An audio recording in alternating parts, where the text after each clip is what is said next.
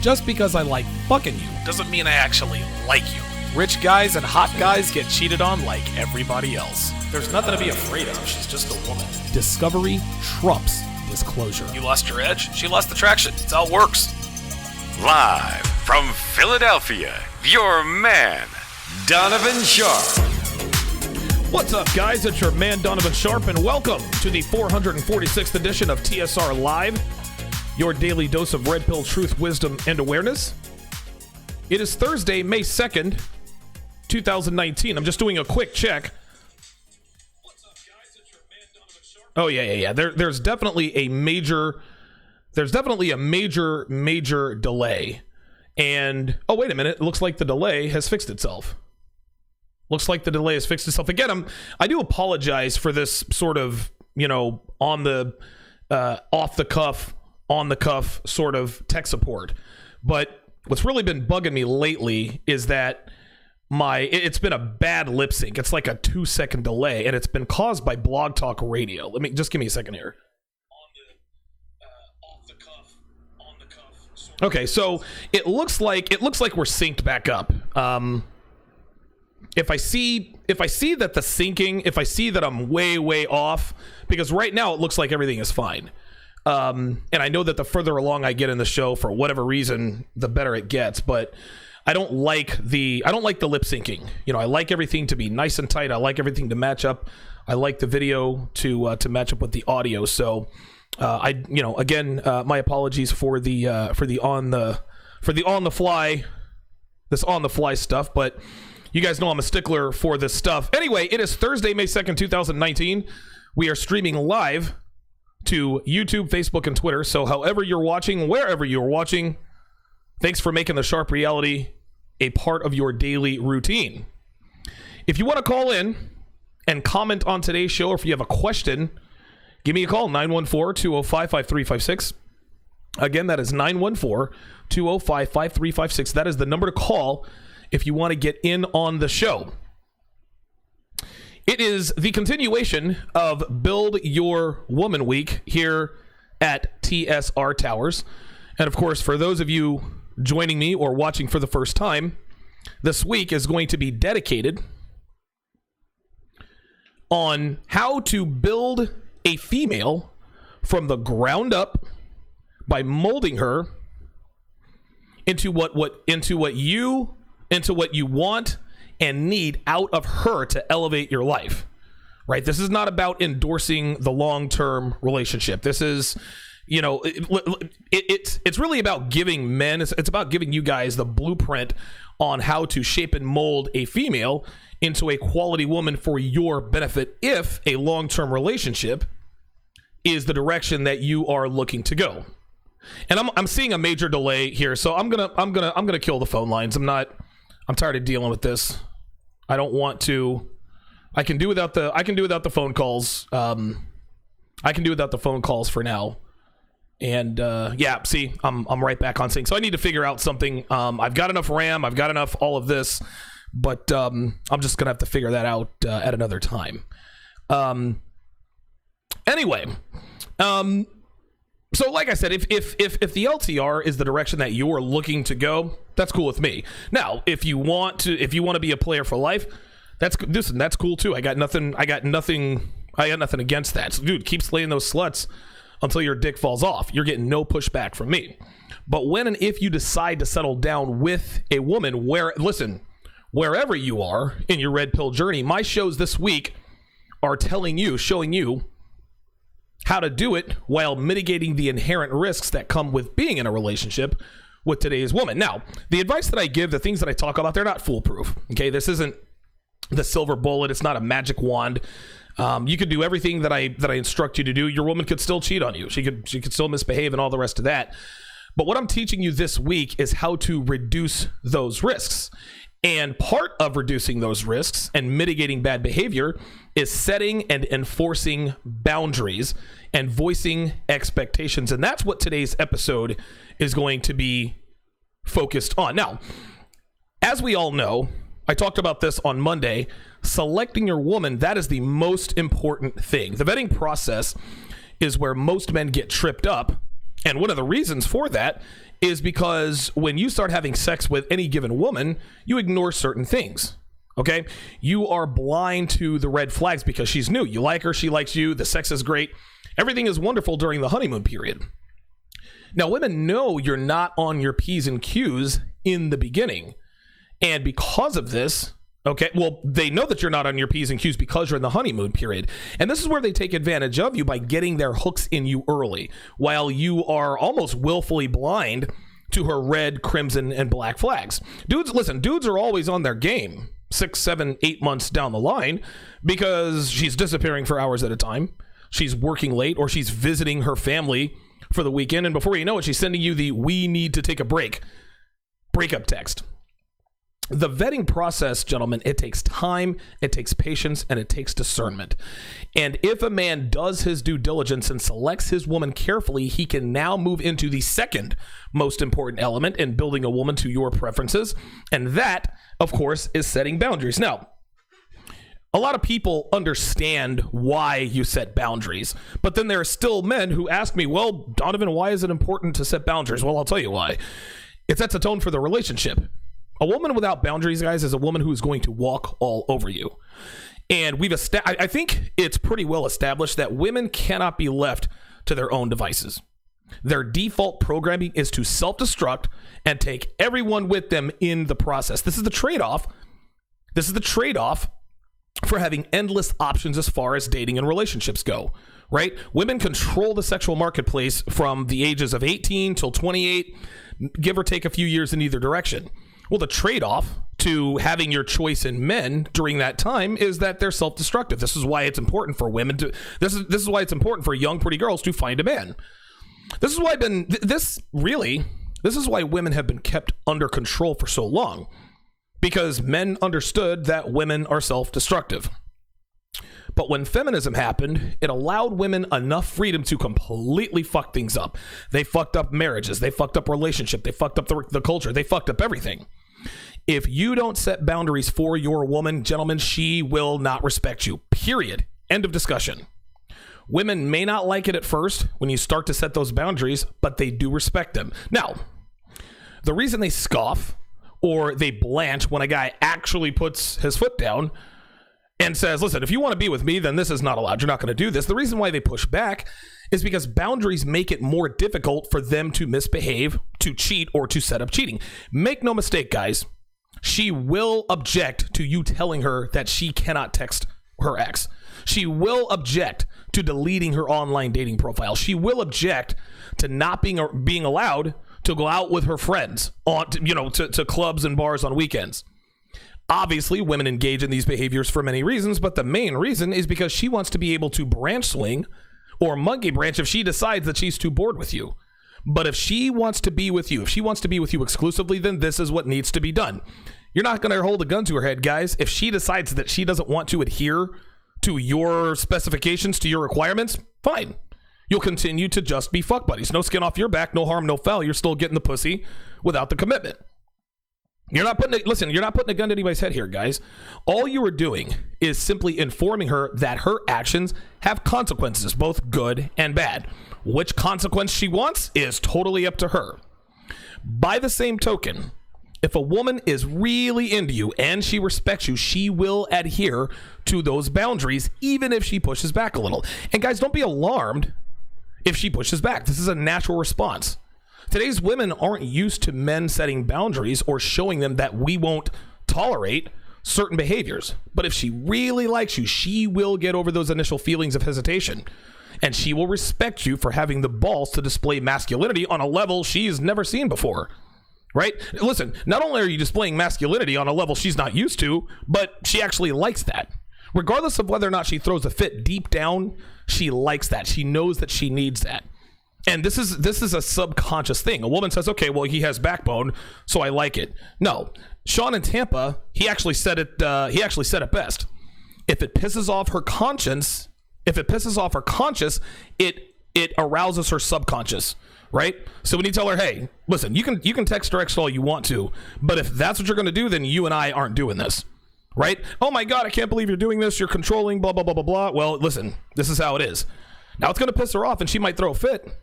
But deep down, she's turned on because you have the balls to put your foot down. We say women are overgrown children, guys. And that is 100% correct. And like children, women want and need structure. They want and need discipline. Children respect discipline. Females respect discipline. They might not like it, and they might throw a fit, but they respect it, and they grow to like it, and sometimes they even grow to depend on it. It's the same with women. By the way, guys, it is truly amazing. It is truly amazing how much women and children have in common. It really is. Now, something else that we need to go ahead and establish right off the bat is that setting boundaries, it is not a one size fits all. Okay? How you set boundaries, it depends on the girl, depends on the situation, depends on your value, your frame, your delivery, the time. There are so many mitigating factors that it's impossible to go over each and every situation and circumstance one by one. It's just not going to happen. This is why it's very important, guys, to take your time, okay, and really get to know her so that when you do start setting boundaries, you know who you're dealing with and you will proceed accordingly. All right. Different girls respond in different ways to different men. This is how it goes. Some girls respond to assertive boundaries. Some girls respond to aggressive boundaries. Most girls respond to both depending on the situation. Okay. And most girls respond to both depending on the circumstance, that time of the month, where they are in their cycle, and so on and so forth. But none, gentlemen, respond to passive boundaries. Hey, do you mind doing that for me? Negative. She'll laugh. Now, there are two main ways to set boundaries. The first way is verbally, right? You do it with your mouth. For example, if she's on her phone during the date, say, put that away for me, would you? That is verbal. Non-verbally setting boundaries. For example, if you guys agree to meet up at 7 and she's late, but she didn't give you a heads up beforehand, leave the venue and go dark for 24 hours. That shows her that you will not tolerate her wasting your time without saying a word. And trust me when I tell you, she will get the message. But Donovan, what if she just says fuck it and never calls you again? Then number one, she didn't like you that much to begin with. And number two, a woman who doesn't respect your time is a woman who does not respect you. If a woman responds negatively to you establishing boundaries, and again, this is assuming that you're a high-value male, guys, move on to the next girl. There are way too many girls out here who are waiting for a man to take charge and give them boundaries to be dealing with all these fucking hard-headed bitches out here looking to prove that they're strong and independent, who will not be controlled by a man. Dude, next the bitch and move on. She does not deserve you. With most women, you have to use a variation of both. Again, it depends upon any number of factors. Now, I'm going to talk about expectations a little bit later on in the show, but for right now, I'm going to give you guys the difference. I'm going to tell you guys the difference between boundaries and expectations. Boundaries are behaviors you will not tolerate and have to be established from the beginning of the relationship, oftentimes from your first interaction.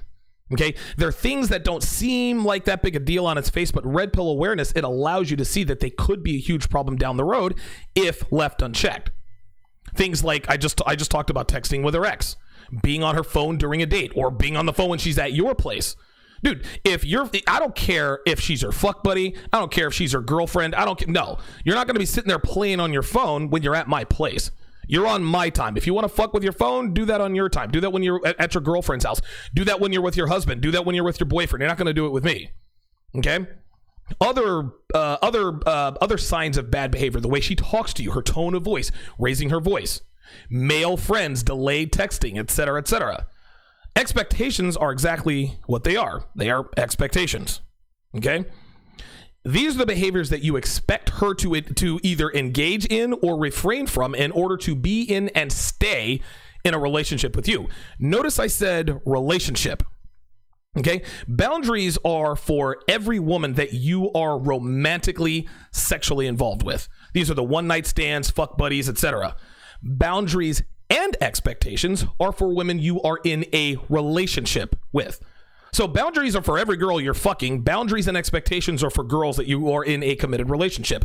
Setting expectations for fuck buddies, setting expectations for plates, casual hookups, that's ridiculous. The only thing that you should expect from them is sex. That's it. And if they can't live up to that expectation, then you guys aren't fuck buddies. Okay? Anyway, Expectations are things that you verbalize, okay? Expectations are things you verbalize, and you never verbalize expectations until she angles for an exclusive relationship. Do not be the first to angle for an exclusive relationship. I talked about this yesterday.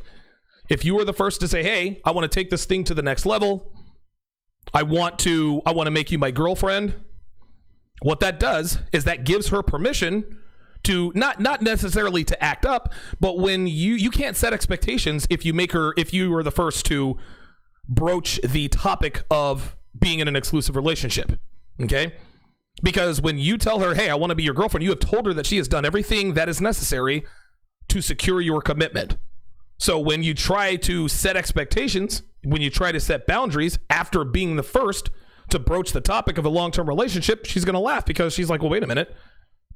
You want me to be my girlfriend and now you want to set rules? Pff, fuck you. Anyway, here are the expectations. Here are a few small expectations, right?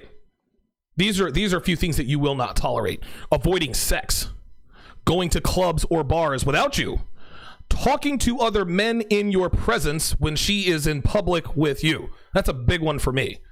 Her physical appearance, okay? Gentlemen, you are entitled to set boundaries because you are a man of value. You're in good shape, you're well-dressed, you have your shit together, good financial outlook. As a man of value, you can set boundaries that women will take seriously because you have your shit together. And as a side note here, guys, if you don't have your shit together, you can't expect females to respect your boundaries. It's the same with expectations. Telling your girl to get into shape when you're a fat ass who doesn't like to lift, that's pointless. She's going to laugh and say, well, what about you, fat ass? Right? But you're a 5%er, okay? You can set boundaries because you are a man in demand. You don't get to set boundaries because you have a dick, guys. You're not entitled to respect and adoration from women just because you're a man. We see all the time that women don't deserve the best men out there simply because they're born with a set of tits and a vagina, right? They have to work for it.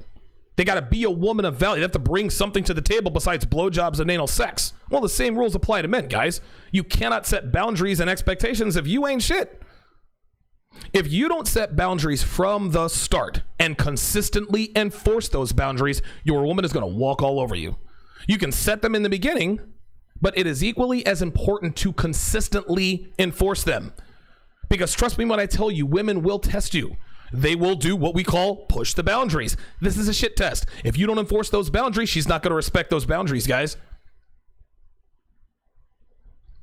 Another reason it's important to set boundaries is because if you don't set boundaries, you can't set expectations when and if she angles for exclusivity. I'm going to talk more about that later, but if you don't check a woman for texting her ex or playing on her phone with a date, what makes you think she's going to adhere to your no bars and no clubs expectation later on when she wants to be your girlfriend? Right? It's like a parent allowing their toddler to get away with everything. They let them get away with being a brat. Then they try to tighten the screws when they're teenagers. Not going to work. Not going to happen. You didn't set boundaries when they were younger. You must set and enforce boundaries early, often, and consistently in order to voice your expectations later when and if you decide you want to take her on for relationship training. That's how it goes. So what we're going to discuss is how to establish boundaries early on, how to consistently enforce them, what to do if she tries to push or bend those boundaries, and the difference between verbal and nonverbal boundary setting and enforcement. Then we're going to talk about setting expectations and the conditions necessary to do so. But first, we're going to talk about setting boundaries. Then later on in the show, we're going to talk about setting expectations and why you cannot have one without the other. So let's go over a few examples of boundary setting in terms of behavior. I mentioned this before. On her phone during a date, right? I'll tell you a quick personal story here, guys. When I first started running, I guess what we call red pill style game, I had a 3-month stretch where every chick I met was on her phone the entire time. Okay? Now, obviously, I fucking hated it, so I researched how to handle it, and I came across a Christian McQueen post where he said that he just reached over the table, grabbed the girl's phone, placed it face down, and said, "Not now, sweetheart," or "Not now, doll." That's what he said. So on my next date, I tried the exact same thing. I reached over, I grabbed her phone, and she pulled it away. She's like, "What the fuck are you doing?" I said, I don't want you on your phone during this date. And she said, well, too fucking bad. It was an embarrassment. But the reason why that fell flat is because my frame was all wrong, right? My delivery was weak, and she probably really didn't like me that much. It was the first time I'd ever tried that, and it was obvious. So I tweaked it a little bit, and I tried it again. I was out on another date, maybe a week and a half later. And I already knew this girl liked me a lot more than the last one did. So we're at a Starbucks. Actually, we're at a Starbucks inside of, I think it was Caesar's Palace. And as soon as she pulled out her phone, I said, put that away for me, would you? She said, oh, I'm sorry. I was just checking to see if my friend had called. I just smiled back at her and sipped my latte. Not only did I not see her phone for the rest of the date, I didn't see it the rest of the night. Not even when we got to her place, right? So the next morning, she literally asked me, guys, my hand to the man. The next morning, we're at her place. Fucked her that night. We're at her place. The next morning, we wake up. She literally asks me, hey, do you mind if I check my phone? I said, yeah, no problem. Just don't get lost in there. She laughed and she said, okay. I dated that girl for 5 months. And we were actually kind of sort of exclusive, but not really. But the point is that she knew not to be on her phone when she was around me. And all I had to do was be assertive about it. And again, guys, if a woman responds adversely to you establishing a boundary, don't trip. Don't freak out. All this means is that you will use this female for nothing but sex, which is going to be the case most of the time, right? The highest status that a woman who pushes back on your boundaries will ever see is a fuck buddy or a friend with benefit, maybe even a one-night stand. And if you can't get the pussy, guys, move on. Charge it to the game. Don't stick around. One time I told a date the same thing. Put that away for me, would you? I said it exactly the same way. She looked at me, then looked back down at her phone and continued to text whoever it was she was texting. This is what I did. I took out a $5 bill, left it on the table, and said, enjoy the rest of your evening, and left the restaurant. Guys, again, this was back when I was actually taking girls to restaurants on first dates, which was something I did for a while before I finally caught on that was a very bad idea. But the point is that if a woman does not respect your boundaries, then she doesn't respect you. There you go. Enjoy the rest of your night. And a woman that does not respect you does not deserve to be around you. It's that simple, guys. A woman who is on her phone when she's with you is disrespectful behavior. She is disrespecting you. Here's the thing, though. Most women don't understand that this is disrespectful behavior. If a woman likes you and you are assertive, more times than not, they'll do what you ask them to do. You'd be surprised at how many women actually put their phones away when you ask them to. If not, in a way, you don't do it in a way that's supplicating or scared. So, for example, would you mind maybe putting away your phone? Right? Your weakness is obvious, and she will not respect your request. Don't be passive. Don't be aggressive. Don't be passive aggressive. Simply be assertive. Make eye contact and say, hey, put that away for me, would you? That's all you got to do. If you are the one man who lets her know that she is not to be on her phone when she is with you, then she will respect you and you will separate yourself from just about every other guy she's been with in her entire life. Guys, give me 30 seconds. My throat is dry. I need to go get a drink of water. Don't go anywhere. Woo. Why?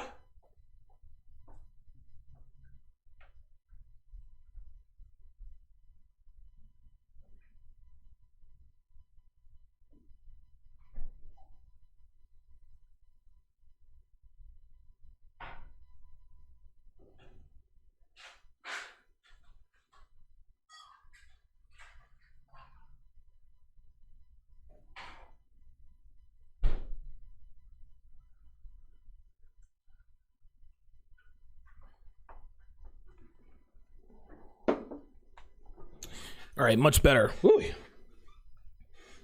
Devin worked from home the other day, and it kind of got on my nerves because... There we go. It got on my nerves because, like, yeah, I mean, dude, I mean, I like my girl, man. Like, we have a good relationship and all that, but goddamn, spent all weekend with you, and then you work from home, but she also was refilling my water, so that's kind of what I missed. Anyway, let's talk about another brand of bad behavior when it comes to today's females, and that is flaky behavior. That's being late to a date, being late to a meetup, etc. Handling flaky behavior verbally, guys, it never, ever works. Ever. Okay? Saying to a woman, now, don't be late, that will literally go in one ear and out the other. She hears this from guys. She hears this from her mother. She hears it from her friends, her boss. Everyone she knows consistently tells this girl not to be late. So when you tell her not to be late, she'll just ignore it as a matter of habit. That's not a matter of disrespect. That's just a matter of habit at that point. Now, the reason why you have to handle flaky behavior from the beginning is because she's disrespecting your time. What I said earlier, guys, is that if a woman can't be bothered to show up on time, she does not respect you. So rather than telling her not to be late or asking her why she's late, give her a 5-minute window to show up. If she doesn't, then leave. When she calls or texts you where you are, just say, listen, I was here at 7, I didn't see you, so I left. Then go dark for 24 hours. This lets her know that she needs to get her ass ready and be on time if she wants to keep seeing you. You didn't yell. You didn't question her. You didn't give her an ultimatum. You simply showed her that you would not tolerate her disrespecting your time by leaving. This tells her in no uncertain terms that there are consequences to her action. This is the very essence of setting boundaries, guys. Let's talk about her tone of voice. Let's talk about that particular behavior. These days, guys, we see women disrespecting their men in public in many different ways, right? Like the way they do this the way they do this the most is the way they talk to their men. Listen, dude, we see women raising their voices at their man. We see them being overtly condescending. We see all of this outward disrespect in public. And we always wonder to ourselves, how in the world is she getting away with this shit? Well, the answer is simple. He didn't check her the first time she yelled at him or took an aggressive tone with him. That's all there is to it. The way to handle your woman verbally disrespecting you in private and in public is verbally. The first time she raises her voice at you, you look her dead in the eye and say, lower your voice. And you keep eye contact until she looks away. That is a dominance submission frame. This lets her know that she is never to raise her voice to you. Okay? The very first time she condescends to you or speaks to you in a disrespectful tone or gives you attitude, again, look her dead in the eye and say, watch your tone. In both cases, you're not going to yell. You don't get crazy. You don't get angry. You simply lower your voice. You make strong eye contact, and you deliver the line. Guys, this is far more effective than yelling or getting loud with her. It will also have a far greater impact on her, and it'll let her know you ain't fucking around. Right? If after the first warning, she does it again, then you turn up the heat a little bit and let her know what the consequences of her actions will be. So let's say your girl raises her voice at you again. This time, you look her in the eye and say, you raise your voice to me again and I'm out of here. Okay? Or raise your voice again and I'm taking you home. Something to that effect. Now, remember, you make and maintain dominant eye contact until she looks away. Guys, if she sits there and stares you down, if she refuses to look away, you're one of those strong and independent women. All right, cool. Well, I'm going to cut my losses and get the fuck up out of here. Oh, well, you can't handle a strong and independent woman? Well, yes, of course, but you can handle a bratty kid. Doesn't mean you want to. Text me when you've grown up a little bit, right? Like, look, man, you cannot do not let a woman stare you the fuck down, man. This was back when I was dating black women. Oh my God, watch your tone. And they'd sit there and look right back at me. They would never look away. One of the many reasons I quit dating black women in the first place. Because black women think that submitting to a man is somehow a weakness. That's obviously for that's a topic for another day and time. Here's another behavior we're going to set boundaries on, and that is withholding sex. And for the record, drop her early if she doesn't fuck. Guys, this one's simple. And the way to handle this is nonverbal. All right? If she doesn't fuck you, immediately remove yourself from the situation and completely withdraw your attention until she comes to you and puts her pussy on a platter for you. If she doesn't do that, just drop her altogether. Don't say, well, if we don't have sex, I'm gonna leave. Dude, fuck that. Just do it and she'll get the message. So, for example, if you're at her place or she's at your place and you try to fuck her and she tells you she has a headache or that she's sick or that she's tired or whatever bullshit excuse, She tells you to keep from fucking you, leave. If she's at your place, tell her she's got to go. If you allow a female to withhold sex from you now, she will definitely do it later and much more frequently if you're dumb enough to commit to her. Guys, this is a shit test. A woman withholding sex from you is a shit test. Fail it and you're done. A lot of guys get put in the friend zone this way, right? They start fucking a girl. The girl withholds sex one time. And before he knows it, he's in the friend zone before he even realizes it. Allowing your woman to get away with not putting out sets a bad precedent. Trust me when I tell you, gentlemen, it will come back to bite you in the ass. Your very presence is 100% contingent on her giving you the pussy. If she does not give you the pussy, there is no reason for you to be around her. This is something that speaks volumes, and you don't have to say a thing, guys. If you do not establish this boundary now, she will withhold sex later on. They always do. That's why it's important for you to set and strictly enforce this boundary. Here's something else you need to establish a boundary on, is delayed texting. And by delayed texting, I mean texting a girl who doesn't return your text for hours or sometimes even the next day. Now, this one could be a little bit tricky because guys always think, well, what if she's at work and she's not allowed to have her phone? What if she's really busy doing something but can't get to her phone? And to that, I would say that you're looking for an excuse not to set a boundary. That boundary, of course, being that if you take forever to text me, I'm not going to give you the attention you want. Here's the thing, guys. Girls are always on their fucking phones. They're on their phones even when they're told not to have their phones out. They're on their phones in church, at school, at funerals, at work. They're even on their phones when the flight attendant tells them to put their phones away and put it in airplane mode. Right? We're doing 200 miles. We're doing 200 miles an hour, about to lift off. There's bitches on their phone texting, live streaming the takeoff. Girls are always on their phones. I don't want to hear it. It does not matter what the situation is. Girls will always be on their phones. Now, the reason that is significant is because there's no excuse for a girl not to text you back within a reasonable amount of time. I'm not going to sit here and quantify it by saying you should text back in 5 minutes or 3 minutes or less or 7 minutes because, again, every situation with every girl is different. The way to handle this is nonverbal. You can't say out loud, well, if you don't text me back in 10 minutes, I'm going to do the same to you. That's ridiculous. The correct way to do this, the correct way to handle this is just to return the favor, but do it twofold. That is, if she takes 1 hour to text back, then you wait 2 hours and 15 minutes to text her back. If she waits until the next morning to text back, don't respond until the following night.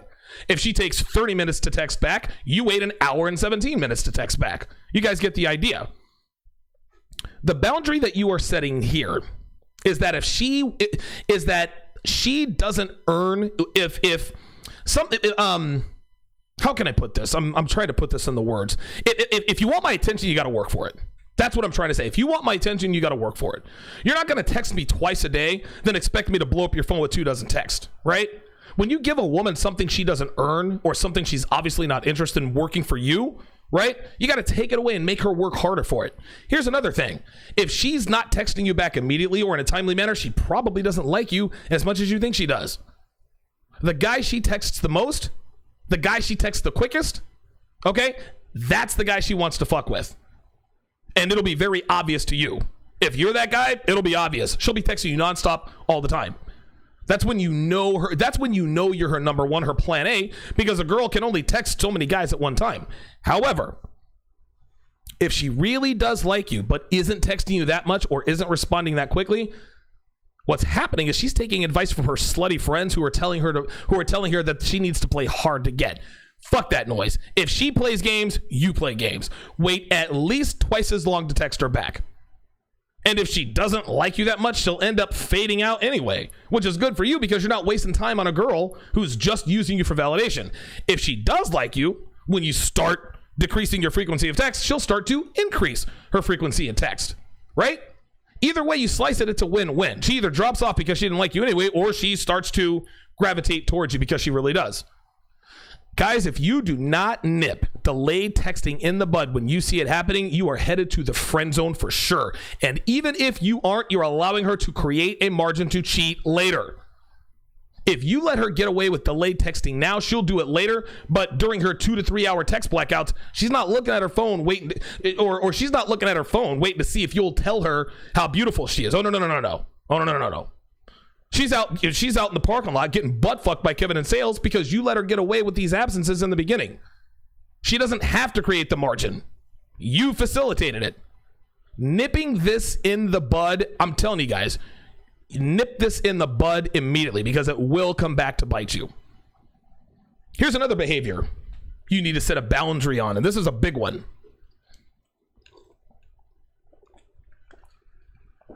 Talking to other men in your presence in public. Now, this is actually a boundary and an expectation. Something women love to do is entertain conversations with other men in your presence. Now, the reason they do this is because they think it's normal and healthy.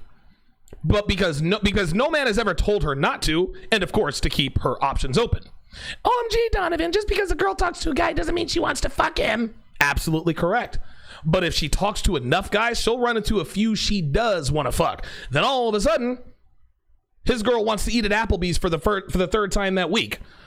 Right? So she can say hi to Randy or stop by some gas station to flirt with TJ, who flirted with her when she was there with her boyfriend last week.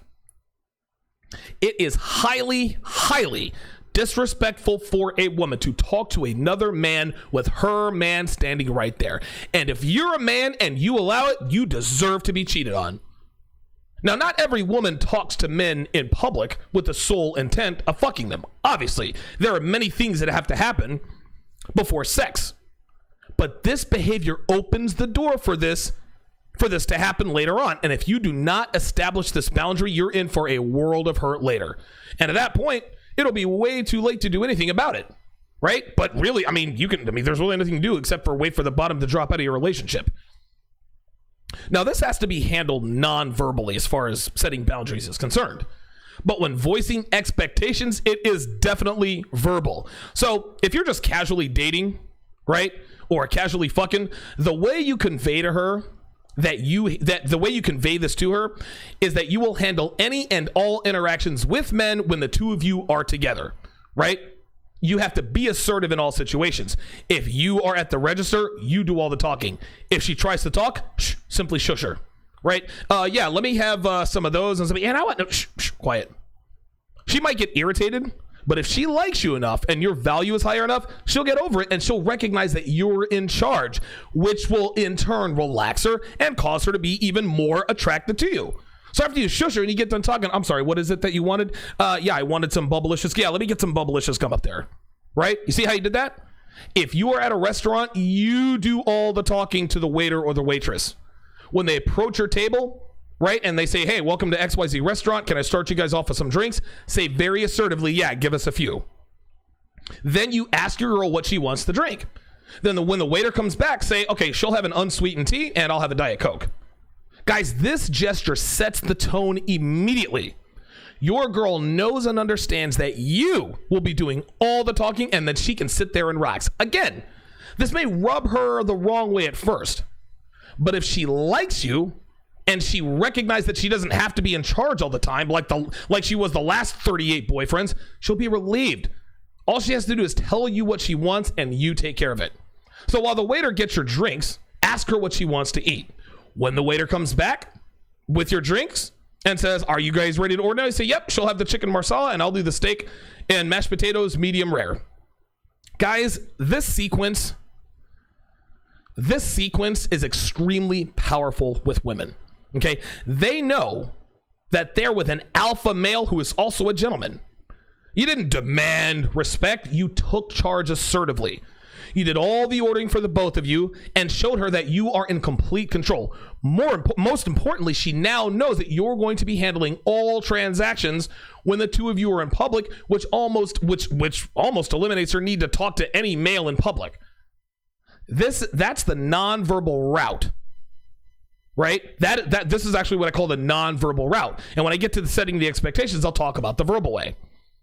Here's another behavior you need to nip in the bud and set a boundary on: acting mannish. And what I mean when I say that is farting, burping, acting like what I call a frat girl.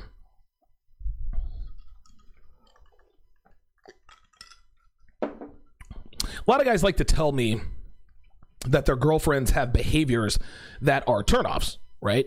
When I ask them, well, what kind of behaviors are you talking about? They say things like, well, she burps loudly, or she farts in front of me, or she doesn't cross her legs. Basically, she's just not ladylike. Now, the way to handle this is definitely verbal, and it never takes her very long to get the message and correct these behaviors. If she burps, farts, sits like a man, does anything that's unladylike, there are quite a few things that you can say to correct this behavior rather quickly. You can say, that's not feminine, or not feminine, right? I have never heard or seen a woman not take care when I've said these things to her. There aren't too many things women hate worse than being called sluts, and not feminine is one of those, okay? You can also be more direct and say, that's fucking gross. Don't do that around me. So if she farts, that's fucking gross. Like, don't do that around me, right? Again, dude, you're shaming the fuck out of her. She thinks it's funny and cute. But if you're not 100% repulsed at her behavior, she'll stop laughing. You can also say, well, go ahead and eat a booger. You actually say, go ahead and eat a booger while you're at it, frat boy. Any kind of shaming technique that you can think of literally tells her that she's gross, not feminine, not ladylike, and that you're repulsed and don't want to be around a woman who does these things. Guys, that is more than enough to completely stop this behavior in its tracks. No need to talk about what happens down the line if you don't set this particular boundary early on. Here's something else that you need to set a boundary on, is talking about ex-boyfriends or past sexual encounters. I'm actually releasing a Patreon video on that a little bit later today. It's going to be released at 5 o'clock. This was one of the major issues that I had with Devin when we first met. Like most women out here, she foolishly thought that by talking about her sexual encounters with other men, it made her more attractive to me. But I let her know very quickly that was most definitely not the case. It actually took me a couple of weeks to completely break her of that habit. In the end, I had to quite literally shame her to tears before she finally stopped completely. But most of the time, guys, all it takes is one, maybe two verbal confrontations, and this rather annoying behavior goes away quickly. So if you're with a girl and she starts talking about her ex-boyfriend as some sort of past sexual encounter with another guy, interrupt her immediately and say, don't talk about that stuff around me. Or save that for your girlfriends. I don't want to hear about it. And leave it at that. She will get the picture right away, and listen, she will almost always completely stop.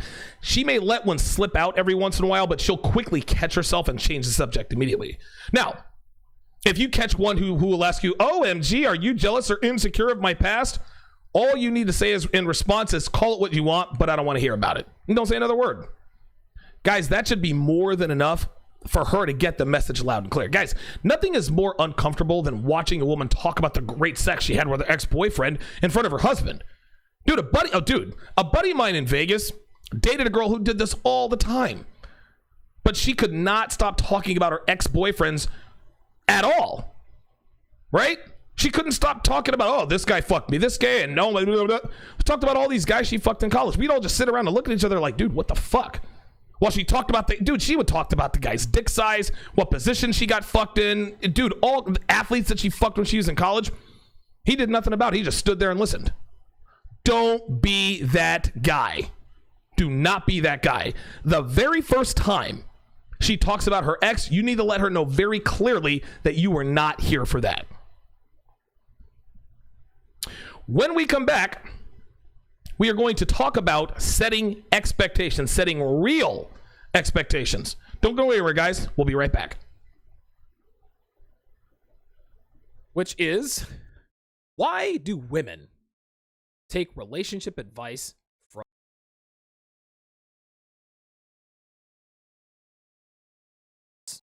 Nobody should ever take relationship advice from women, especially not men. And including women. Listen, men or women should never take relationship advice with women. Now, the reasons are obvious, but a lot of men and women always wonder aloud, why are relationships so fucked up? Why are relationships so fucked up? Like, this is what they ask. Well, the main reason is feminism, right? Like, that's easy to figure out if you're a 5%er. But another major reason is that women take a relationship advice from sluts, from women who are perpetually single, from women who cheat on their boyfriends all the time, from wives who have affairs and so forth. You get the picture. Now, it's common sense that you should never take financial advice from homeless people or fitness advice from fat guys. So why do women take advice from women who are clearly fat and homeless? Well, this one's easy. It's because the advice of a slut is easier to follow than the advice of a woman who is in a good relationship. If Christina, mythical girl, is having trouble keeping her boyfriend's sexual attention, the slut will advise her to get on Tinder and start fucking her coworkers to teach him a lesson, right? The woman who's in a solid relationship will tell her to cook him a good meal and serve it to him and serve him that meal in lingerie and some stripper heels. Lingerie, stripper heels, okay? That's sure to get and keep his sexual attention, of course, provided he does not have low T. Now, if she's concerned about the fact that she doesn't spend as much money on her as she thinks he should, her boyfriend, the slut advises her to stop having sex with him until he starts buying her shit and to let him know as much. While the red pill aware woman, and by the way, there's no such thing as a red pill woman, only a woman who belongs to a red pill man. I just want to make that distinction. That woman will tell her that she needs to step up her game to make herself worthy of financial rewards, like maybe him taking her to dinner or whisking her away for a weekend getaway. Guys, being a slut is easy. It doesn't take any work. Listen, all you have to be is a woman and give in to your impulses and temptation. Being a quality woman is very difficult, especially in today's world. And when a quality woman offers sound advice, girls don't want to follow because they're not willing to put in the work, man. Listen, women want these perfect relationships, but they don't want any of the costs associated with it. They want a guy who's 6'4" with dashing good looks, 6-pack abs, 9-inch dick, who's funny, charming, sensitive, caring, masculine, direct, goal-oriented, blah, blah, blah, blah, blah, and the other 74 fucking requirements they have, but they have no idea what it takes to get and keep a man like this. It's just like girls dreaming and wishing they were thin, but they don't want to get up at 5 a.m. and squat. And the thing is, women don't even realize that the reason all of their relationships go down in flames is because they're following the advice that's the easiest to follow. It's easy to follow advice that allows you to give into your whims, guys. It's easy to follow advice that doesn't hold you accountable for your actions. It is easy to be a slut. But when something is initially easy, it is almost always hard in the long run. And when something is hard initially, it is always easy in the long run. And here's what I mean by that. Being a slut will always be easy, even for post-wall women. Doesn't matter if she's 25 or 45, like the bitches Paul Sanabria was talking about. Dudes out here are thirsty enough to fuck either one of them if they want to get laid bad enough. But sleeping alone at night, that's hard, guys. It tells a woman in no uncertain terms that she is not good enough to deserve a man who sleeps in her bed every night. That's a fucking mind job. On the other side of that coin, it is extremely difficult to be a quality woman. Dude, ask my main chick, man. I put her through her fucking paces for nearly a year and a half before I finally decided to commit to her. But as difficult as it is to be a quality chick, the rewards are well worth the effort. And I don't have to be a woman to tell you that life as a quality woman is a lot easier than life as a slut. So if there's any woman watching or listening who are wondering why their last 4 relationships ended badly, my advice to you, other than stop fucking other dudes while you're in relationships, would be to stop taking relationship advice from your slutty friends and seek out guidance from red pill aware men like myself, or women in solid relationships at the very least. No, it's not going to be easy to hear. No, it's not going to be easy to do. But if you want to quit cheating on your boyfriend, if you want to quit thinking that all men are dogs or all men are low quality or whatever, you got to start getting your advice elsewhere. That's how it is.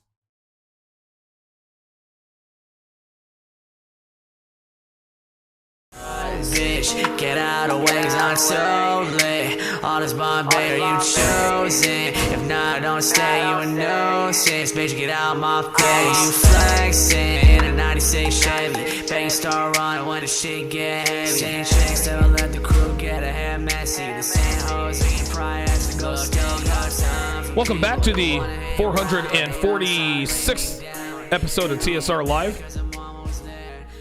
Good to have you guys back today on a Thursday. Guys, I cannot tell you how important it is to get on my email list. Okay. I tell you guys this all the time. At some point, I will be deplatformed. Listen, it's happened to me 3-4 times already. It's not a matter of if, guys. It's a matter of when. Guys who do what I do are always in the crosshairs, and eventually my channel is gonna get deleted. I tell you guys all the time. I told you guys before My YouTube channel got axed last time. They're not going to let me do this forever. They're not going to let me do this on YouTube forever. Okay? That's just how it is. But just because they take me down off YouTube, that doesn't mean I'm going to stop doing what I do. So to make sure you always have access to my content, get on my email list. So when the inevitable does happen, you'll know when to find me, and how to access my content. All you got to do is go to my website, scroll to the bottom, plug in your email address. That's all you got to do. Later on today, I'm going to be releasing exclusive content on Patreon for my patrons. The first video is going to cover how to correctly respond when your woman asks you to go out with her girlfriends for girls' night out or to a concert or engage in any activity where there will certainly be the temptation of men. From the archive side, I'm going to release a lost episode entitled Why You Should Never Allow Her to Talk About Her Ex in Your Presence. That's one of the videos I lost when YouTube axed my channel a little over a year ago. If you guys want access to that exclusive content, go to patreon.com/Donovan Sharpe. Again, that is patreon.com/Donovan Sharpe. If you like what you hear, if you get something out of my show and you want to contribute, you can do that one of two ways. You can do that via Super Chat, or you can go to my Streamlabs link. I'm putting it in the chat right now, www.streamlabs.com/Donovan Sharpe 1. That is streamlabs.com/Donovan Sharpe and the number 1. Guys, be sure to send me your show ideas. Let me know what your show requests are, what you want me to talk about, and so forth. If there's an article, a blog post, a video, something on social media, anything and everything Red Pill related, send them all to tsr@donovansharpe.com. Again, that is tsr@donovansharpe.com. You guys always remember that you drive the bus. I talk about what you want me to talk about. Big thanks goes to Thaddeus Scott with the $2 super chat. Says, for already doing what you're about to discuss. Yes, today we are setting boundaries and expectations of our women. So now we're going to get into, so we talked about setting boundaries in the last segment. Now we're going to talk about setting expectations. And I'll tell you a quick story about a sales job, how this relates to setting expectations. I used to work for a company selling windows, doors, patio rooms, and all that other high-dollar home improvement stuff. It's called Dixie Home Crafters. This was when I was down in North Carolina. And Damon Lindley was the office supervisor. And guys, he's one of the best sales trainers I know. The other one was a man by the name of Joe Trainham, who trained me at Mattress Firm. Those two guys are solely responsible. Those two men have made me more money than anybody. They have taught me things about the sales business. Anyway, Damon always told us that if a customer gets sticker shock when you tell them the price, it's because they don't have enough information, meaning that you gave the price too soon, right? So if you tell them that your new roof is going to be $30,000 right when you walk in their house, they're going to tell you to get the fuck out, right? But if you take your time, you give them all the features and benefits, you answer their questions, you address their concerns, and build value, they're going to have they're not going to have a problem stroking a check for 30 large because they know what they're buying. They understand the value. They understand what's in it for them. Well, the same thing applies to women when we start to voice our expectations. When a woman scoffs at your expectations, it's because they don't have enough information, which means that you angled for a relationship first without continuing to build your value, which you should never, ever do. Guys, I say this every day. Never, ever ask a girl you're seeing to be your girlfriend first, ever. Right? I would never let my boyfriend see my phone, or if I wanted to go to if I want to go to the club, I'll go whether my boyfriend wants me to or not. And to be quite honest with you guys, that's a natural response in this circumstance. Why? Because his value isn't high enough, which means she doesn't have enough information. If you've been seeing a woman for a week and a half, and you tell her, I don't want you going to the club, or let me see your phone, she's going to laugh in your face. And she should. She doesn't know a goddamn thing about you other than she likes to fuck you. But guess what? She likes fucking a lot of guys, so you're not special or valuable as far as she's concerned. But when you establish over time that you have your shit together, you have good habits, you're going places, you take care of yourself, you take your physical fitness seriously, you're financially responsible, you're confident, you make her feel safe, she has fun with you, she likes spending time with you, she likes how you make her feel. She'll have absolutely zero issue with handing over her phone when you ask for it. And she's not going to want to go to the club trolling for a dick because she's got you and all of the benefits that come with you. You see, you have built your value, so she has no problem paying the price to be with you.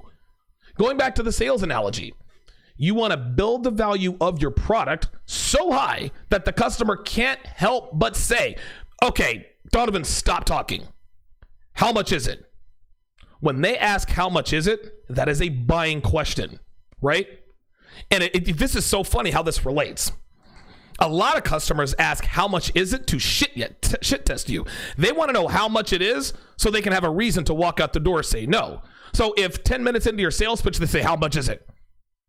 They want to know how much it is, so that's way too much. Well, of course, they don't want you to build the value and actually convince them to buy it, right? It's just like when you go up to a girl, hi, I'm Donovan, I have a boyfriend. That's not a buying question. That's not a shit test. That is a rejection, right? So how much is it, depending upon where the customer asks? Sometimes it's a buying question. Sometimes it's a question that says, you know what? I don't care how much it is. We're not going to buy it. Well, how much is it? Well, this roof's going to cost you $8. Oh, that's way too much. $8 is way too much? Well, wait, what are you talking about? You see my point? So anyway, when you build the value so high, right? And all like you're building value, it's going to do this, it's going to protect that. Okay, Donovan, whoa, listen. How much is it? Your answer? $41,000. Now, when they say, shit, that's way too much, you respond with, I'll tell you what. I can give you a discount, but I'll have to move your install date a little bit. I'll have to move your install date back a little bit. Well, how far back? They will ask you. Oh, a few weeks. Then their next question is going to be, well, what kind of discount can you get us? Well, it depends on how much you want to save. If you want to wait 2 weeks, I can give you a $4,000 discount. But if you can wait a month for my guys to come and put your roof on, I can probably get you double that. So do you want to save $4,000 or $8,000?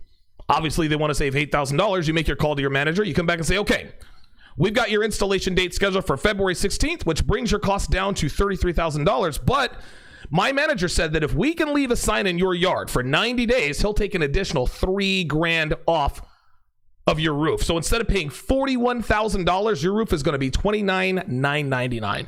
Not only did you just make $1,500 in commission, the customer loves you for getting him a discount. You gave your install guys a break by giving them a 30-day lead time on an installation, which will come in handy when you have a customer who needs their windows installed before they go on vacation in 3 days, and the scheduling manager squeezes them because you did them a solid.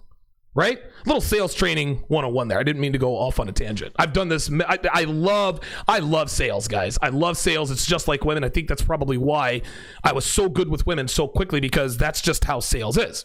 Right? But the point is that when a customer is so excited about your product that they ask you what the price is, they're going to be willing to pay it.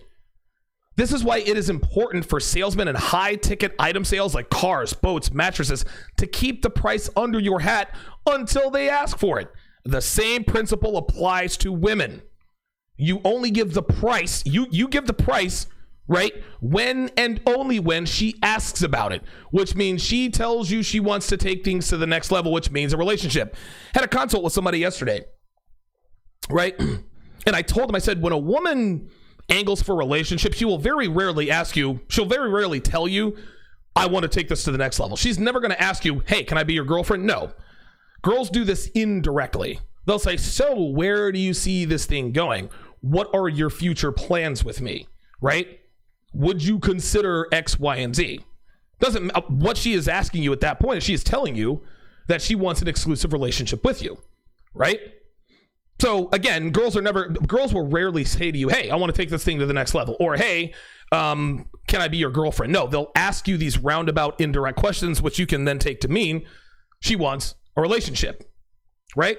If you give her the price too soon, before you have built value, you'll give your girl sticker shock, guys. So instead of buying, she wants to rent or lease, which means she'll keep you around while she actively searches for your replacement. Guys, a lot of guys hit me with, Donovan, I told my girl I don't want her going to the club, and she told me, fine, I don't want you going to the club either. Or, Donovan, I told my girl I don't want her on social media. She said I should get off social media too. And my next questions are, how long have you been seeing her? Number one. And are you boyfriend and girlfriend? And who suggested exclusivity, you or her? 9 times out of 10, they've been seeing her for less than 2 weeks, which isn't nearly enough time to establish the kind of value that gives you the right to give her the price of your exclusivity, guys. They're not boyfriend and girlfriend. And dude, it's always the dude who wanted it exclusively first. Number one, again, you can't tell a girl what your expectations are after 2 months of fucking, guys. All you are is a cock at that point. You're just a dick. You need to establish value and consistent value. Number two, if you haven't given her the title of girlfriend and the privilege of your commitment, then how can you expect a woman to pay the price for something she doesn't have yet? That's like expecting Jiffy Lube to change your oil for free. They're not going to do it unless they're getting something out of it, which is payment. Women are the same way, guys. You can't expect a woman to meet your expectations if she doesn't have the opportunity to earn your exclusivity. Which leads me to number 3, and I've said this 1,000 times in the last week. Never, ever, ever, ever, ever, ever, ever ask a woman to be exclusive. You always wait for her to ask, guys. This is rule number 1. Never ask first. If you ask a woman, hey, I want to take this to the next level, or hey, let's make this exclusive, your leverage is out the door. Why? Because you can't say, hey, let's be boyfriend and girlfriend. She says, okay. Then you say, okay, good. Here's what you have to do to be my girl. It doesn't work that way, guys. You don't get to make demands if you're the one asking for exclusivity. Devin and I have this rule when it comes to going out on dates. Whoever came up with the idea is the one who pays. If she says, hey, let's go out to dinner tonight, right? Or, guess if she says, hey, let's go out to dinner tonight, dinner's on Dev. If I say, yo, let's go to New York City for the weekend, I'm the one who ponies up. If it's your idea, you pay because you suggested it. That's our rule. This is why you wait for her to suggest exclusivity. Because if you ask her first, then she is the one in position to start making demands. This is how this works, guys. If you ask her, hey, can we make this thing exclusive? She has every right to say, maybe, but you got to eat my pussy every time we have sex. You got to pay for every date. You got to let me go without. You got to let me go out with my girlfriends every Friday night. And then you got to eat the booty. If it's your suggestion, guys, it's on your dime, right? So when she asks to be exclusive, that's when you hit her with your expectations. That's when you're in position to say, okay, but you're going to show me your phone when I ask you to. Going out to bars and clubs, that's a no-no, and you're going to delete all social media. She can't flip it around on you because she asked you for the commitment, not the other way around, right? When a door-to-door salesman knocks on a door, the homeowner has the leverage because the salesman approached them, right? The homeowner is in position to make demands of the salesman. If you want to buy if you want to buy this home security, if you want me to buy this home security system, I want 15% off and free installation. But if it's the other way around, if they come to the salesperson, hey, I want to buy a home security system. Okay, well, if you want to buy the security system, you're going to have to sign a 2-year contract. You see how that works? Now, some guys might say, but Donovan, isn't one of the staples of masculinity going for what you want? If we want a woman to be our girlfriend, then why should we wait for her to ask us? Shouldn't we be aggressive like we were when we tried to have sex with her? Excellent question, and the answer is yes. Masculinity means being the aggressor. Masculinity does mean going for broke. Masculinity means being proactive and so forth, except for when it comes to commitment. Why? Because men are the gatekeepers of commitment. That is the one exception to the rule. Every girl wants to be in a relationship, in a long-term relationship of consequence with a man of value. We have something they want. So why should we try to sell them on something they already want from us? Think about it, guys. Women are the gatekeepers of sex, right? Do they have to sell us on fucking them? On fucking them? Right? Do they have to try to convince us to fuck them? Of course not. They know we want to anyway. That's why they don't have to put much of an effort for it to get dick. It's the same with high-value men and commitment. We know women want to be with us exclusively, so there's no reason for us to try to sweeten the deal or talk women into an exclusive relationship with us because we know it's what they want anyway. In any other situation, guys, it's important for men to be aggressive in going for what they want. That is the very essence of masculinity. One of the very few exceptions, as it happens, is long-term relationships. Women do not have to talk men into fucking them, and we do not have to talk women into being in exclusive relationships with us. It is stupid to throw your leverage out the window by asking a woman for her commitment before she asks for yours. But Donovan, what if she's waiting for you to ask? Then she doesn't want to be with you bad enough, and it's as simple as that. When a woman wants your commitment, she will verbalize it. And when she does, you let her know what your expectations are. Then you let her know that if she meets those expectations long enough, then you'll consider making her your girlfriend. She'll get the message that she's going to have to work for your exclusivity. Newsflash, women love this shit. The reason they love this is because they know your commitment is worth something because you are requiring her to work for it. Never, ever say, okay, we can be boyfriend and girlfriend, but first, here are my expectations. No. Voice your expectations and let her know she's got to keep it up for a while to convince you that she's serious. Because any girl can fake the funk for a few weeks, right? Any girl can fake it for a few months. But if you make sure that she meets your expectations consistently, she'll keep it up as a matter of habit and desire to be with you, and it's a win-win all around. So let's talk about expectations in terms of texting her ex. Now, the reason why you expect her not to text her ex is because texting her ex leads to cheating with her ex. Guys, women text their exes for one of two reasons. Number one, to keep them around to take care of all of her non-sexual needs, right? Maybe he turned into a beta boy. Number two, to keep him around for sex. Guys, there's a well-known saying in the manosphere.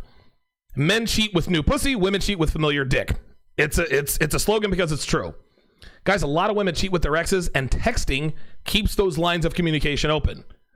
Dude, bitches can say whatever they want, but they know damn well they text their exes to keep that dick on ready 5 when and if she's ready to cheat. Now, handling this is verbal. When she says, hey, I'd like to take this to the next level, or whatever she says to let you know that she wants exclusivity, right? Let her know straight up, if you want a relationship with me, you're not texting Steven anymore. If she pushes back, don't trip. Just shrug your shoulders. Say, well, I guess you don't want a relationship. No problem with me. We'll just keep things the way they are. If you catch her texting her ex, don't say anything to her. Go dark for 24 hours. Despite playing ignorant, feigning ignorance, she'll know why. And don't let her ask you why, because then when you tell her, right? When you tell her that she texted her ex, it's because she texted her ex, she'll deny it, and now you're in an argument. If you happen to look over at her phone and you see her texting her ex, go radio silent for at least 24 hours. But Donovan, what if she dumps you? Then she was gonna dump you anyway. And she was simply waiting for an opportunity to do so. Being afraid to enforce your expectations only leads to trouble. Here are your expectations. You want to be my girl? Here are your expectations. Let me see your phone when I ask for it. No male friends. If you get fat or cut your hair, I'm gone. No bars or club, no girls' night out. Never explain why. Don't threaten, don't make ultimatums. Simply give her choices. And it's all in the wording, right? Now, she might even come at you like this. So basically, you're giving me a bunch of ultimatums. Basically, if I don't do all these things, you leave, right? Here's what you say. Well, of course not. I'm giving you a choice. There's a difference. You can either do what's necessary to be my girl or not. If you want to be my girl, then this is what I require. If that's not what you that's not what you don't want, if that's not what you don't, Jesus Christ, I'm tying my words. If that's not something you want to do, cool. I don't blame you. And continue. Listen, most girls can't handle being with a guy like me anyway. So if this spooks you, no problem. We can just keep things the way they are. And to be honest with you, things might be easier that way. If a woman really wants to be with you, she will do what's necessary, even if it's hard. If your value is high enough, if you make her feel safe, if she has fun and excitement with you, if you have established dominance, if she knows that you are not the kind of man who can be pushed around, if she knows that you are not manipulated by her emotional shenanigans, then she will have no problem giving up bars and clubs. She'll have no problem staying thin. She'll have zero issues with giving up girls' night out with her slutty friends who do nothing but bitch and complain about how guys ain't shit all night anyway. She'll have no problem giving up all autonomy and letting you see her phone whenever you want because she's not interested in any guy. She wants you. Why? because you did what no other man has been able to do, and that is to establish and enforce your boundaries. And you are the only man who actually told her exactly what you require to keep and maintain your commitment. That's why. That felt like a 4th of July fireworks show. Few here, a few there, then we all blah, blah, blah, blah, blah, blah. That was good. That was very good. Great show today. Actually ended it, wow, you know, I guess I'm getting through these shows a little bit quicker than I thought. I started this show right around 12:30 because I thought I'd be done at 2:30, but here I am. All right, I'm going to take a look at the chat here right at the end. I count on and again, this is not something I'm going to continue to do. Not something I'm going to continue to do. And the reason why I'm opening up the chat now is because my phone lines aren't open. So, you know, I can't say, if you have something to say, give me a fucking call. Well, unfortunately, the phone lines are really, really slowing me up. And I hate it. I hate that the phone lines give me that I hate that the phone lines give me the whatchamacallit. So I'm gonna dip in the chat one more time here. All right, let's see what we got here.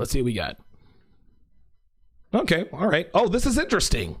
The chat is really not as lively as it used to be. Isn't that interesting? It's interesting how trolls and black women stay away when they know I'm not looking at the chat. Luther Walker says, dude, you got to do something about this intro outro song. You know what? I will ban you from my channel. There. Now you don't have to listen to my intro outro song. Fuck you, dude. Get the fuck out of here talking shit about my song. By the way, that is by the failsafe. They were the ones that did that. Luther Walker, fuck off. Double middle fingers. Coming here talking shit about my intro outro song, man. I paid good money for that song, and then it was, of course, remixed by the failsafe. So Luther Walker, fuck off. Nigga, because I know you a nigga. See, white guys don't come in here talking shit. It's only the niggas who come in here and talk shit. Says, bro, you got to do something about this intro outro song. You know what? I will. You're out. Fuck off. The usual suspects. Mr. Mink, Mr. Old School Writer. My man Thad Scott is in the house. Mike Shinnery says, good morning. Donovan in the chat. I think Mike Shinnery's in Hawaii, if I'm not mistaken.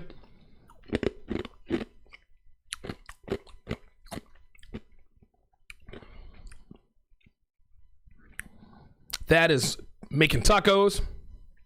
About to drown in some tequila. It's been a while.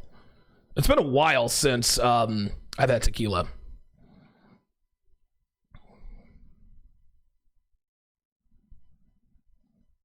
Mark Viola says, I've heard Rolo say so many times, if she goes out for girls' night out, then make sure you're not home when she comes home. What if you don't live together? What if she's going to clubs and bars?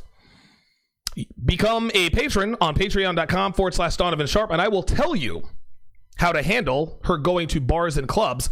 But again, if you're not her boyfriend, if you guys are not in an exclusive relationship, that's what she's going to do. So, Leon Van Wyck says, what if they expect similar boundaries for you? Well, this, of course, I answered before. If she expects similar boundaries for you, then your value is not high enough. That's what it comes down to. Mike Shinnery answered it. Listen, you either got to agree or don't. There you go. If she changes who you are, you fail the shit test. Wow, Mike Shinnery's in here dropping that game. All right, Mike, I ain't mad at you. Love it, man. Love it.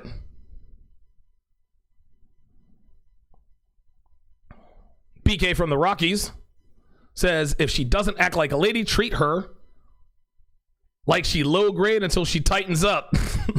Right?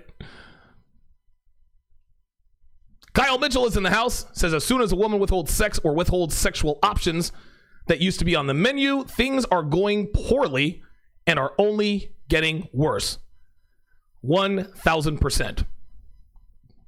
Keith Smith says you should get on Joe Rogan's podcast. Okay, well, let me just call up Joe Rogan. Hey, Joe, hey, can I get on your show? Come on, man. Compared to Joe Rogan, I'm a nobody. The only thing Joe Rogan and I have in common is we share the same birthday. He was born exactly 10 years before me. That's the only thing we have in common.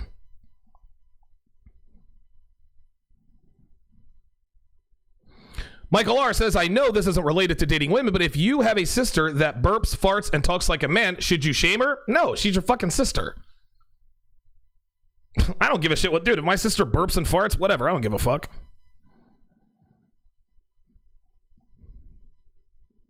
Shout out to SSF with the $5 contribution via the Streamlabs link. Appreciate that. Thad, appreciate you letting Mike know that I do not see the chat. I'll check the chat at the end every once in a while if I happen to get bored. This podcast ended so quickly, like, it was unbelievable. I had, 34 pages of notes. I blew all through them. Winston Wolf is in the house, says this aspect of Donovan's lessons has been greatly refined. Absolutely. Absolutely. Zenith likes the show. Cool Gent says, dope background, Donovan. Absolutely. Absolutely. Jeremy asks a very interesting question. Very interesting question. He says, what about girls that initiate competition, like, i.e., let's play ping pong? It depends upon how that competition goes, right? Listen, there's nothing wrong with a little bit of friendly competitiveness between you and your girl. If you're playing ping pong, or if you're playing darts, or if you're playing Mario Tennis on the Wii, okay, fine. You're going to try to win. She's going to win. But if she's one of those hyper-aggressive girls who, when you kick her ass, no, we got to play again. Dude, I can't be around women like that. Fuck her and chuck her. Don't stay around her. Good questions, though. Free Patriot, back in the house, as new listener, went back to watch yesterday's show. Will watch vetting next. I fucked up on training because I was unaware. Is there a good way to begin training 5 months into a relationship? No. No. You know what they say, man? You never get a second chance to make a first impression. You have to establish value and dominance from the jump, guys. From the jump.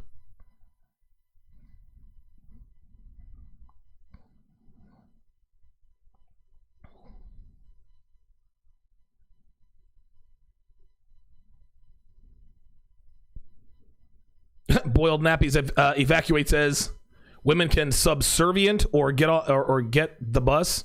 I think you wanted to say women can submit or get the boot. Your autocorrect failed you there, but I think I managed to mess around with that.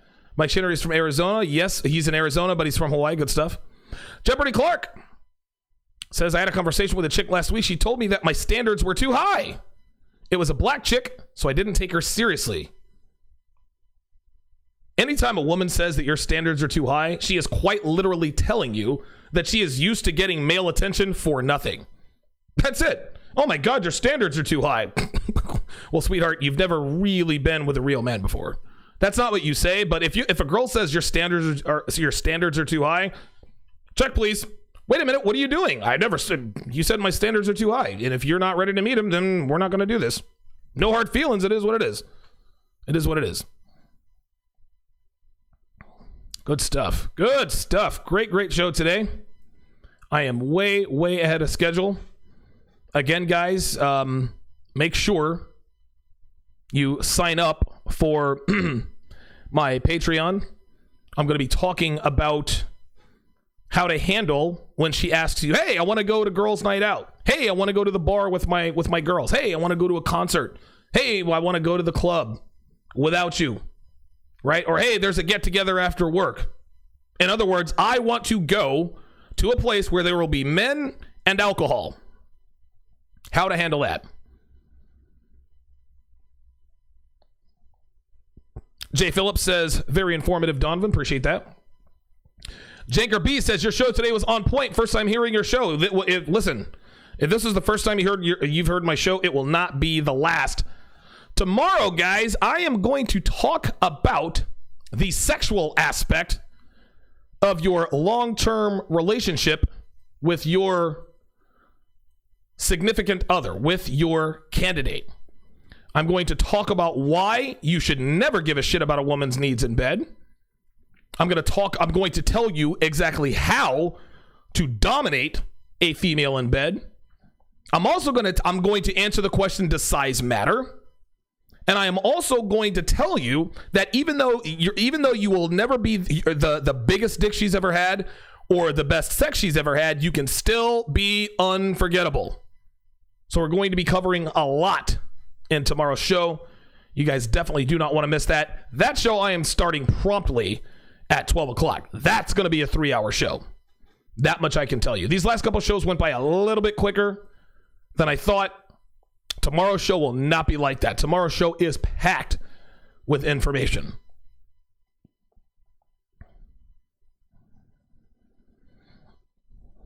Zenith likes the sales training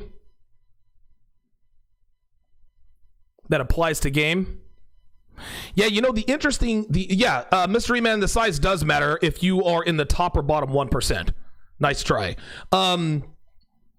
Yeah, you know, the thing about the Red Man group is that we are all very, very, very, very different. We're all very different. And that's what makes us great, you know? That's what makes us great, is the fact that we really are sort of a diverse, kind of a motley crew of the Red Pill. So, good stuff. Good stuff. Lord Water Walker says, ridiculous. Most men are the same size or similar. So no, it doesn't matter. Yeah, listen, if you are, unless you are in the top or bottom 1%, size doesn't matter. If you're in the top 1%, which means your cock is like super huge, like 9-10 inches or more, yeah, size matters. But if you're in the bottom 1%, if you got a micro dick, if you're 1.5, 2 inches, size matters. But if you fall anywhere between, 4 and 4.5, 5 to like maybe 7.5 inches, size doesn't really matter. That's just what it is. I mean, dude, listen, I don't have a porn. I'm a shade over 7.5 inches. Rock hard. I don't mind saying that, right? That's not the biggest cock in the world, but when I fuck girls, they can feel. I think it's like 7 5/8. That's the last time I measured my dick, 7 5/8 inches, right? It's not a big 8, 9, 10 inch cock, but it's not that. But dude, when Devin sucks my dick, you know, I can choke the bitch out, right? I guess my cock is slightly larger than most dudes. Okay, fine. And again, I'll talk about this tomorrow. I'm not the biggest dick Devin's ever taken, right? Devin has never told me, Donovan, you're not the biggest cock I've ever. She hasn't told me that, but I know this, right? And I know that I know that she hasn't had her best sex with me. I don't give a shit. I don't give a shit. As long as she keeps opening her legs for me, I know I'm not terrible. So I don't want to get into too much, but that's how it is. That's how it is. That's how it goes. That's going to do it for this edition of TSR Live. Shout out to Thaddeus Scott and SSF with the $2 super chat and the $5 contribution. Thanks for watching, guys. We'll see you tomorrow.